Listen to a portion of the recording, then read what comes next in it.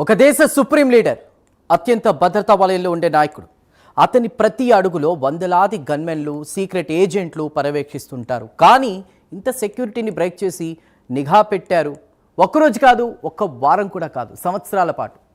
ప్రతి రాకపోకను గమనించారు, ప్రతి మీటింగ్ను మ్యాప్ చేశారు, ప్రతి భద్రతా లోపాన్ని గుర్తించారు. చివరికి ఒక సమయాన్ని ఎంచుకున్నారు, ఒక ఖచ్చితమైన టైం ఫిక్స్ చేశారు. అదే క్షణంలో దాడి జరిగింది. 2 దేశాలు గురిపెట్టి కొడితే ఒక దేశ నేత క్షణాల్లో ప్రాణాలు కోల్పోయాడు. ఇది యాదృచ్ఛిక దాడి కాదు, క్షణిక ఆగ్రహము కాదు, సంవత్సరాల ప్రణాళిక. లక్ష్యాన్ని గమనించారు, అడుగడుగునా ట్రాక్ చేశారు.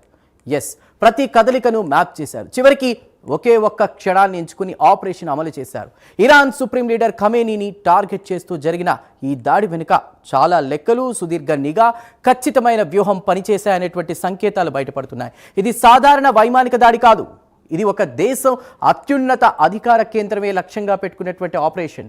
టెహరాన్ నడిబొడ్డున జరిగినటువంటి ఈ సంఘటనతో పశ్చిమాసియా రాజకీయ సమీకరణాలు ఒక్కసారిగా మారిపోయాయి. ఇది కేవలం ఒక నాయకుడి మరణం కాదు, ఇది ఒక శక్తి కేంద్రంపై నేరుగా జరిగిన దెబ్బ. ఇది ప్రపంచానికి ఒక సందేశం. శత్రువు ఎక్కడున్నా, ఎంత భద్రతా వలయంలో ఉన్నా కూడా చేరుకోగలమన్న సంకేతం. అయితే ఈ దాడి వెనుక అసలు వ్యూహం ఏంటి? ఎంతకాలం నుంచి నడిచింది ఈ ప్రణాళిక? ఎవరి నిఘా వ్యవస్థలు ఇందులో పనిచేశాయి?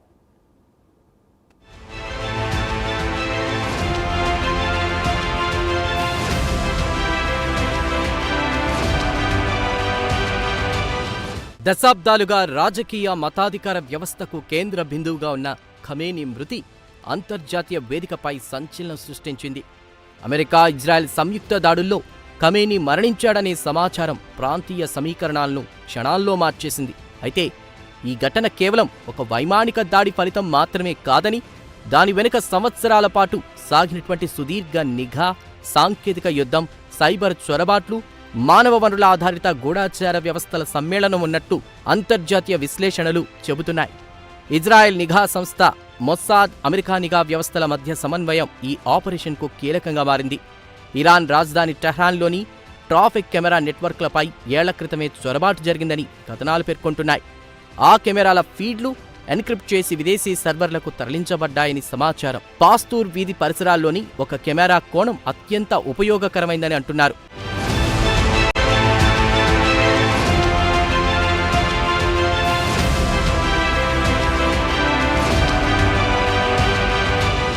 సుప్రీం లీడర్, భద్రతా సిబ్బంది వ్యక్తిగత వాహనాల పార్కింగ్ విధానం, వారి రాకపోక సమయాలు, డ్యూటీ రొటేషన్లు, అన్ని వివరాలను నెతన్యాహు ప్రభుత్వం సిస్టమాటిక్గా రికార్డ్ చేసినట్లు నిఘా వర్గాలు, ప్యాటర్న్ ఆఫ్ లైఫ్ విశ్లేషణలు చెబుతున్నాయి.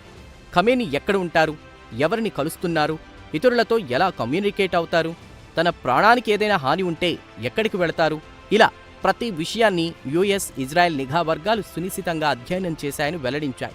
ఆయనతో సమావేశమయ్యే రాజకీయ, మిలిటరీ ఉన్నతాధికారుల్ని కూడా ట్రాక్ చేసినట్లు తెలుస్తోంది. సాంకేతికంగా ఇది సాధారణ హ్యాకింగ్ కాదు.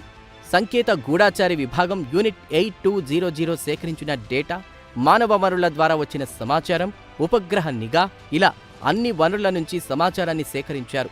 బిలియన్ల డేటా పాయింట్లను విశ్లేషించేందుకు సామాజిక నెట్వర్క్ విశ్లేషణ పద్ధతులు, కృత్రిమ మేధస్సు ఆధారిత ఆల్గరిథమ్స్ ఉపయోగించినట్లు సమాచారం.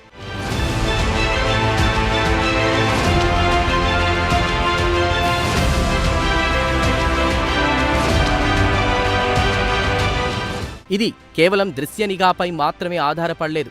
పాస్తూర్ ప్రాంతంలోని కొన్ని మొబైల్ టవర్ భాగాలను తాత్కాలికంగా అంతరాయం కలిగించే విధంగా ప్రభావితం చేశారనే సమాచారం ఉంది. కాల్స్ బిజీ వచ్చేలా చేయడం, హెచ్చరికలు చేరకుండా అడ్డుకోవడం వంటి వ్యూహాలు కూడా ఉపయోగించినట్లు నివేదికలు చెప్తున్నాయి. అదే సమయంలో మానవ వనరు ద్వారా కీలక ధృవీకరణ కూడా లభించిందని విశ్లేషణలు సూచిస్తున్నాయి. 2 స్వతంత్ర ధృవీకరణల తర్వాతే లక్ష్యంపై దాడి ఆమోదం పొందిందని సమాచారం. దాడి సమయ ఎంపిక కూడా వ్యూహాత్మకంగానే జరిగినట్లు సమాచారం. ఇరాన్లో ప్రతి శుక్రవారం ప్రభుత్వ సెలవు దినం.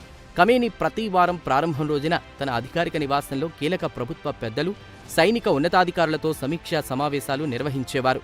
టెహ్రాన్ నగర నడిబొడ్డులోని ఒక ప్రభుత్వ ప్రాంగణంలో ఇరాన్ అత్యున్నత స్థాయి అధికారుల సమావేశం ఉంటుందని ఇజ్రాయెల్ తెలుసుకుని దాడి చేసింది.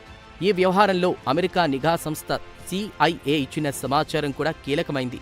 ఇక ఖచ్చితత్వంతో పనిచేసే దూర ప్రయోగ క్షిపణులు, వైమానిక మద్దతు, సైబర్ అడ్డంకులు అన్నీ కూడా సమన్వయంతో కూడిన దాడి ప్రణాళికగా కలిపి అమలు చేశారు. దీంతో కొద్ది నిమిషాల వ్యవధిలోనే లక్ష్యాలను తాకినట్లు తెలుస్తోంది.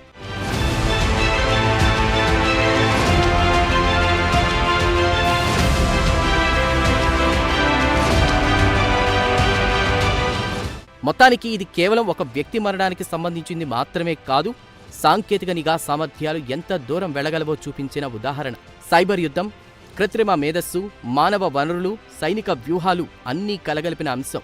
ఒక దేశ రాజధానిలోని కెమెరా నెట్వర్క్ మరో దేశానికి వ్యూహాత్మక ఆయుధంగా ఎలా మారగలదో ఈ సంఘటన తెలియజేస్తోంది.